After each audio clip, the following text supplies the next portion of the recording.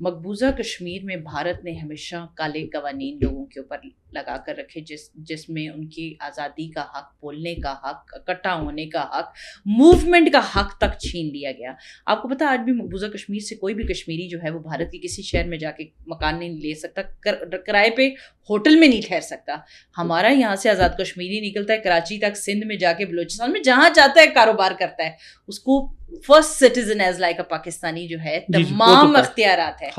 اب ہمارے مقبوضہ کشمیر میں صورتحال یہ ہو گئی تھی کہ پچھلے بہت سارے عرصے میں ہماری اپنی کچھ عزیز خواتین ہیں جنہوں نے مجبوراً ہندوستانیوں کے ساتھ شادیاں اس لیے کی کیونکہ ان کے پاس کوئی وے آؤٹ نہیں تھا۔ وہ ٹیلنٹڈ تھی، پڑھی لکھی تھی، پر اپرچونٹیز نہیں تھیں، اور ان کو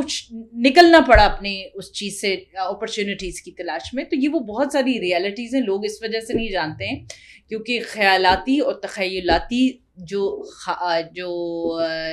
دنیا ہے وہ دکھانا بہت آسان ہے، حقیقت کی دنیا کچھ اور ہے، تقریریں کچھ اور ہوتی ہیں، ریالٹیز کچھ اور